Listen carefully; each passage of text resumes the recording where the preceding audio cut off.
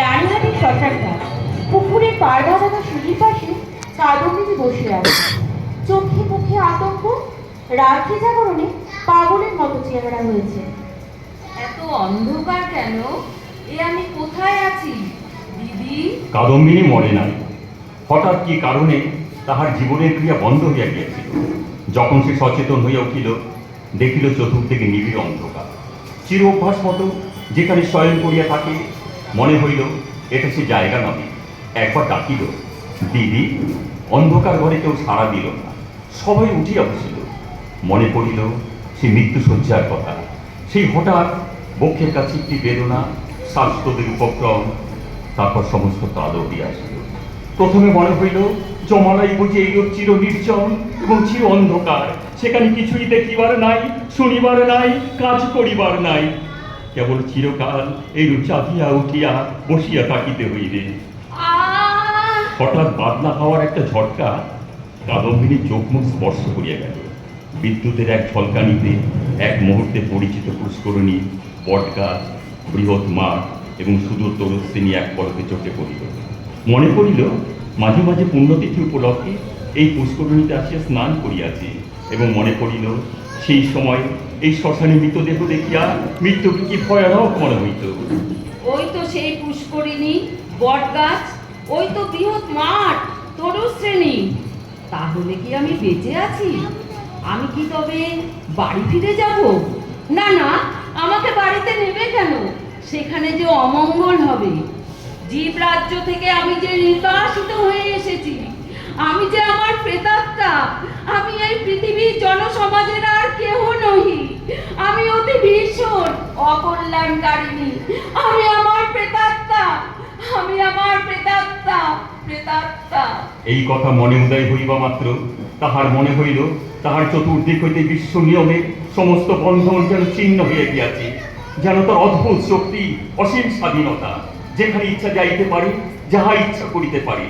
এই অদ্ভুত পূর্ব নূতন ভাবের আবির্ভাবে সে উন্মত্তের মতো হইয়া হঠাৎ দমকা বাতাসের মতো ঘর হইতে বাহির হইয়া অন্ধকার শ্মশানের উপর দিয়ে চলিল।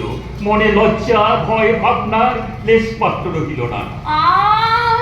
চলিতে চলিতে চরম শ্রান্ত, দেহ দুর্বল হইয়া আসিতে লাগিল।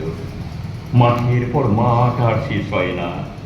মাঝে মাঝে ধান্য ক্ষেত্র, কোথায় বা এক হাঁটু জল দাঁড়াইয়াছে।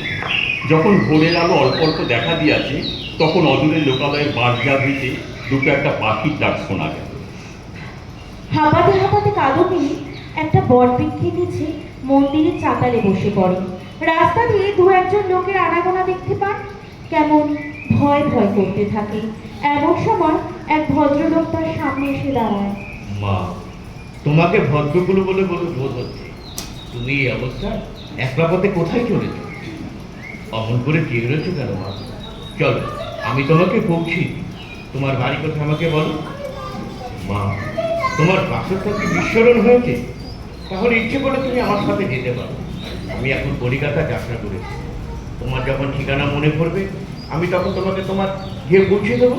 আমি নিশ্চিন্তাপুরে শ্রীপতি চরণ বাবুর বাড়ি যাব। বেশ, যদিও আমি কলিকাতায় রওনা হয়েছি, তথাপি আমার যাত্রাপথে নিশ্চিন্তপুর গ্রাম পড়বে। আমি তোমাকে অবশ্যই পৌঁছে দেবো। এসো মা, আমার সাথে এসো।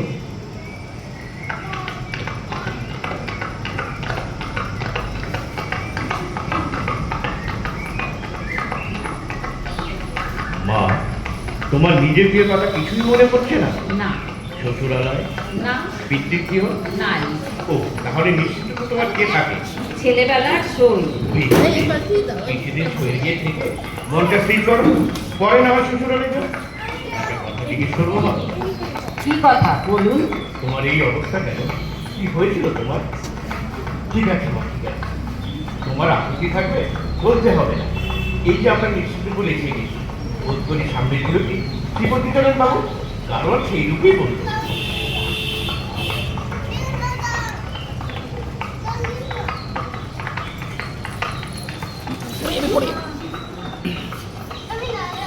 আমার পড়ে পড়ে মনে হচ্ছে ছেলেবেলার সেই কাদম্বিনী।